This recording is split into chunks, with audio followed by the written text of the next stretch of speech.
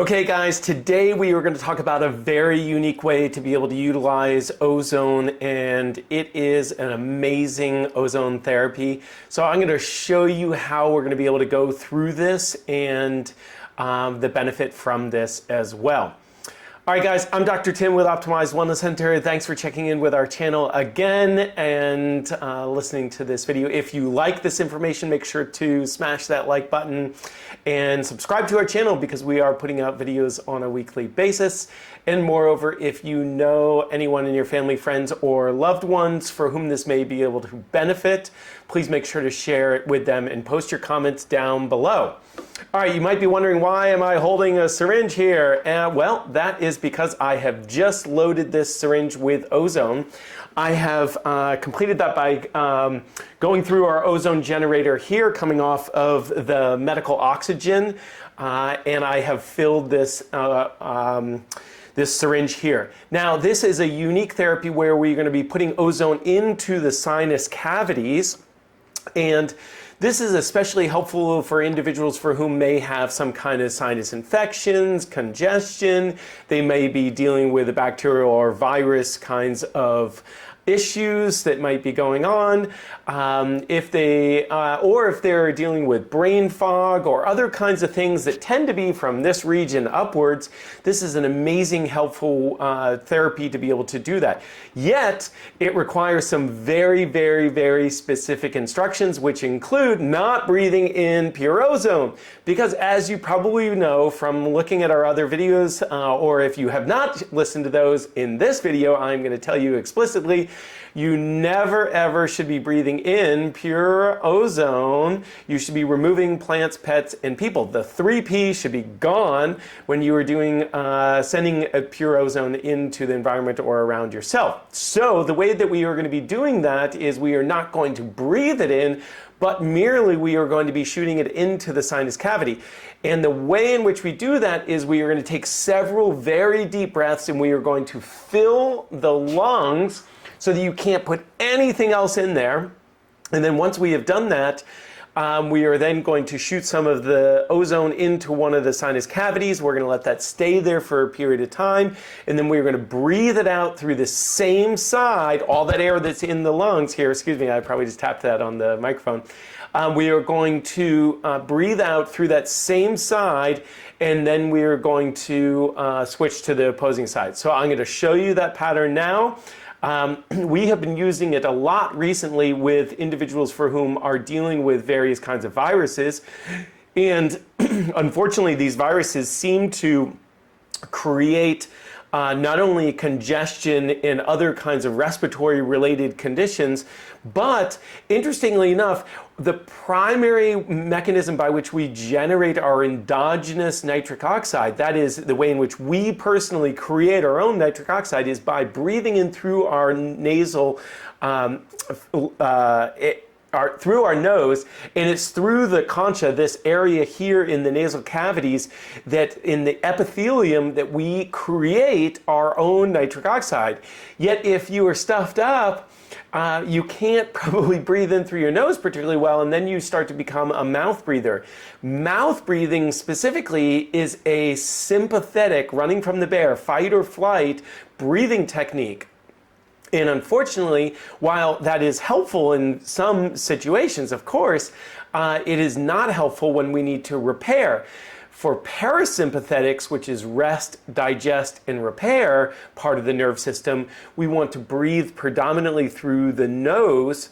And so when we have a cold or a virus or other kinds of things, sometimes it's very difficult to be able to do that, and it becomes self-perpetuating, and that is very challenging for a variety of reasons, including the fact that we don't get to generate our own nitric oxide. So by cleaning this up with ozone, we can improve our ability to be able to do a variety of things, including those two, which is becoming more parasympathetic, breathing through the nose, and generating our own nitric oxide, amongst a variety of other things. So let's go to it. All right.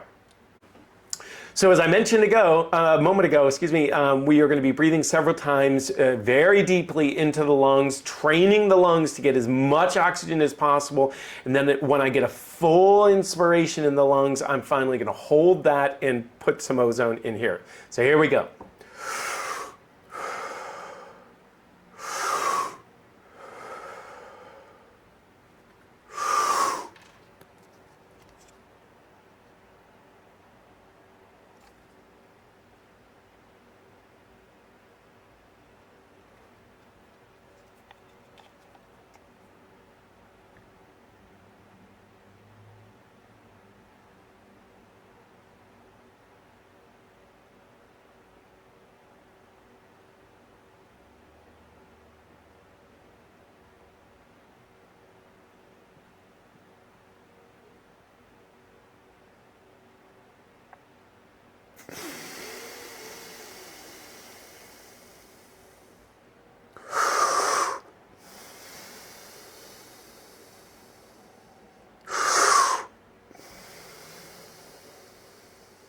Okay, so we're done on that side. Now we're going to move to the other side. So we're going to repeat and do essentially the same thing. Several deep breaths, filling the lungs, and then we're going to put ozone into the opposing nostril.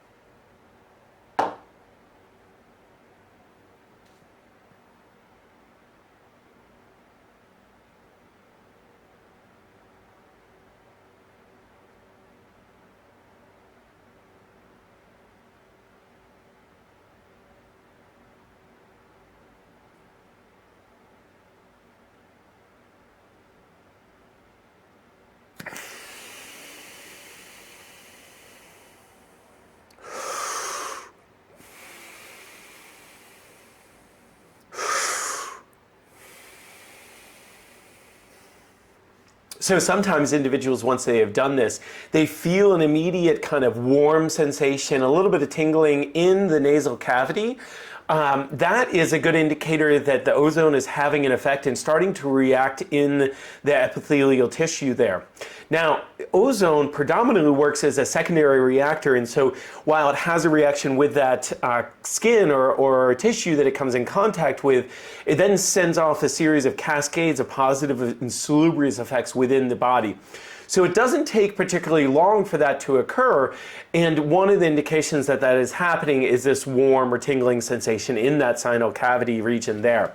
Now, as you noticed, I was doing very specific kind of breathing where I was breathing very deeply, filling my lungs, not only the top part, but also the base of the lungs, making sure there was no opportunity to be able to breathe anything else in. And once I got the ozone into the sinus cavity, because it had nowhere else to go, I just held it in that space. No swallowing, no breathing, no gulping, none of that stuff.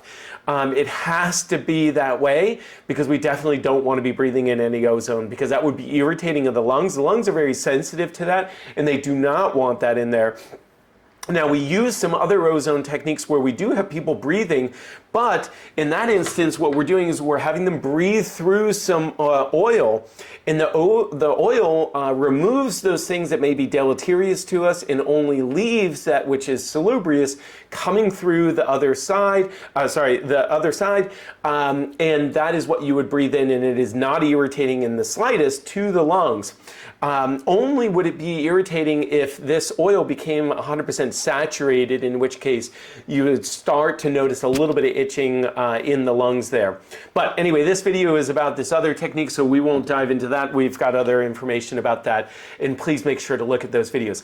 I appreciate you guys checking in on this video here. Once again, Dr. Tim with Optimized Wellness Center. Smash that like button, share this video with others, and post your comments down below if you have some questions about this therapy. We'll look forward to checking in with you guys later. Take care.